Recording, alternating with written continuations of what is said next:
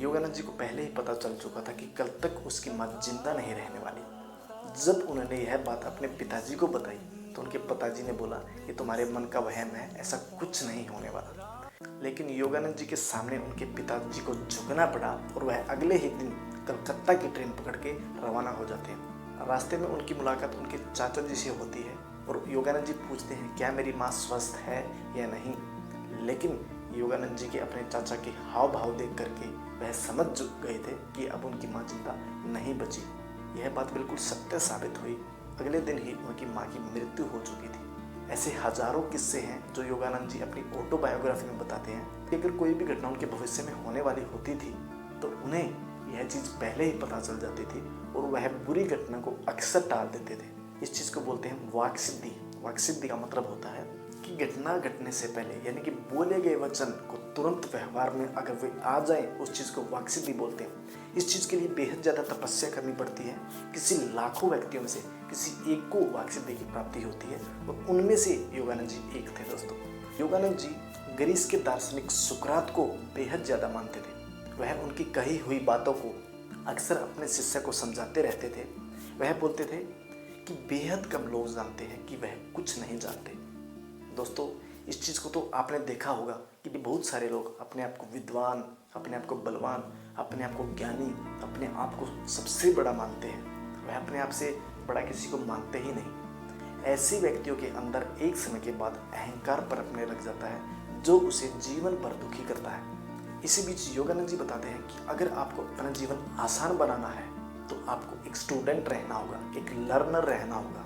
अगर आप छोटी छोटी बातों को सीखते हो, हर किसी से सीखते रहते हो, हर छोटे बड़े से सीखते रहते हो तो आपका जीवन आसान होगा और जो सीखता है वही जीतता है। लेकिन जिसके अंदर यह है कि उसको सब कुछ आता है लेकिन एक समय के बाद ईश्वर भी उसका साथ देना छोड़ देता है क्योंकि वह किसी से सीखना नहीं चाहता।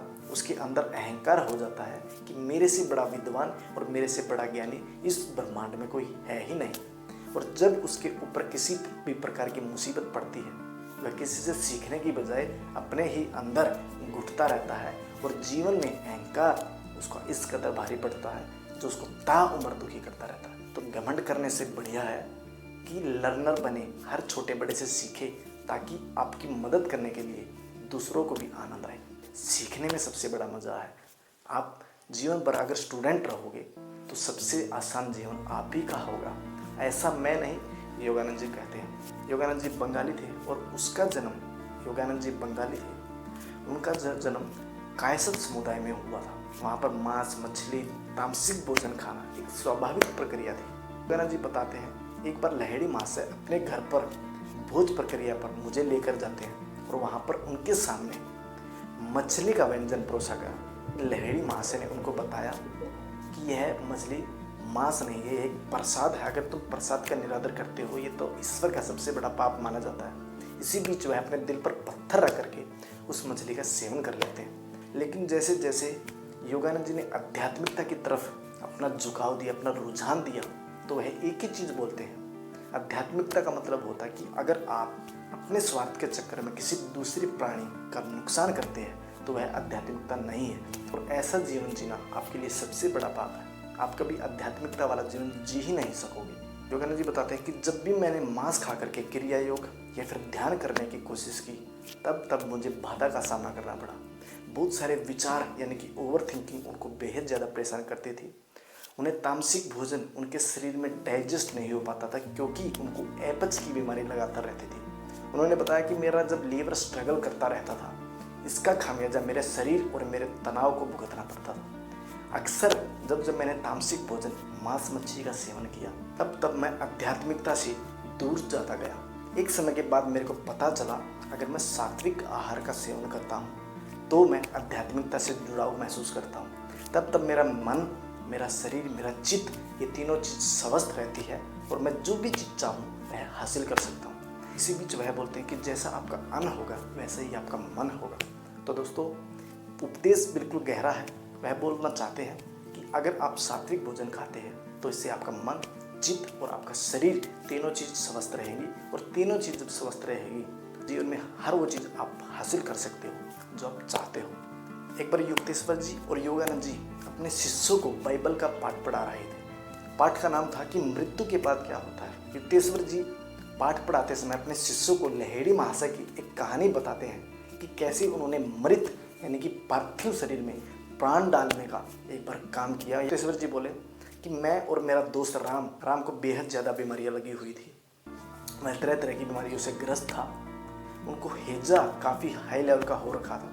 डॉक्टरों ने उनके बारे में बोल रखा था कि कभी भी इनकी जान जा सकती है। इसी बीच राम एक बार बाइबल का पाठ पढ़ रहे थे और उन्हें और उनकी तबीयत एक बार बेहद ज़्यादा खराब हो जाती है। युक्तेश्वर जी दौड़े दौड़े डॉक्टरों के पास जाते हैं और उन्हें तुरंत बुला करके लाते हैं। जब वह उनका इलाज कर रहे होते हैं तो युक्तेश्वर जी लहेड़ी महाराज के पास जाकर बोलते हैं कि गुरुदेव आपको चलना होगा, राम की तबीयत बेहद ज़्यादा खराब है। लेकिन लहेड़ी महाशय ने बोला कि सब ठीक हो जाएगा और यह बात बोलकर तुरंत ध्यान करने के लिए बैठ जाते हैं। युक्तेश्वर जी जैसे ही दोबारा डॉक्टरों के पास जाते हैं तो उन्हें राम के सिर के नीचे एक चिट्ठी नजर आती है और वह चिट्ठी को पढ़कर आश्चर्यचकित होकर रोने लग जाते हैं। उसमें डॉक्टरों ने लिखा था कि क्षमा कीजिएगा, तबीयत बेहद ज़्यादा खराब होने की वजह से हम इसको नहीं बचा पाए, कृपया हमें माफ़ कीजिएगा।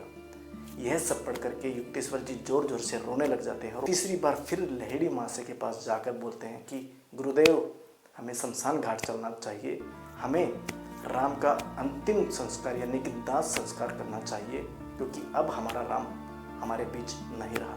यह सब सुन करके लहेड़ी महाशय युक्तेश्वर जी पर क्रोधित होकर बोले कि बेवकूफ़, तुमने मेरे को क्यों नहीं बताया कि राम की हालत इतनी गंभीर है। इसी बीच उन्होंने एक जलते हुए दिए को युक्तेश्वर जी के हाथ में रख करके बोला कि इस दिए के अंदर जो तेल है, इस तेल की 7 बूंदें अगर तुम राम के नाक के अंदर टपका डालोगे तो वह दोबारा से जीवित हो सकता है। युक्तेश्वर जी को इस बात का यकीन नहीं हुआ, लेकिन अपने गुरु का आदेश मानना उन्हें सही समझा और वह जाकर के जैसे ही वह मृत शरीर के पास जाकर राम के अंदर 7 बूंद उसके अंदर टपकाई तो राम के अंदर प्राण आ जाते हैं, यानी कि एक मृत शरीर के अंदर दोबारा से जन्म दे दिया जाता है। दोस्तों इसी बीच युक्तेश्वर जी और योगानंद जी तथा बहुत सारे शिष्य भावुक होकर के राम के गले मिलते हैं। लेकिन योगानंद जी और युक्तेश्वर जी लहेड़ी महाशय को उसी दिन भगवान मानना शुरू कर देते हैं। योगानंद जी ने एक छोटा सा संदेश हर जगह पर फैलाया, अगर आपको मौत को टालना है तो लहेड़ी महाशय की शरण में आकर अपना मत्था टेक ले, आपका जीवन का उद्धार हो जाएगा। इसी बीच दोस्तों ये 4 वो फैक्ट थे जो योगानंद जी की ऑटोबायोग्राफी से जुड़े हैं। दोस्तों ये चारों चीज़ हमारे जीवन पर भी अप्लाई अगर हो जाए तो हम स्वस्थ रह सकते हैं। दोस्तों ये 4 फैक्ट निकालने के लिए थोड़ी सी मेहनत मेरी लगी, लेकिन अगर आप अपने जीवन पर अप्लाई करते हो तो मैं बड़ा खुशनसीब होऊंगा। दोस्तों आज की वीडियो में बस इतना ही। वीडियोस अगर अच्छी लगी, आपको लगा कि छोटा मोटा काम का किस्सा है, तो लाइक मत करना, शेयर मत करना भाई, सब्सक्राइबर तो पक्का कर देना, क्योंकि आने वाली जो वीडियोस होंगी इससे भी अच्छी होने वाली है। तो वीडियोस का वेट कीजिएगा। तब तक के लिए थैंक यू सो मच। मिलते किसी नेक्स्ट वीडियो के साथ। जय हिंद, जय भारत।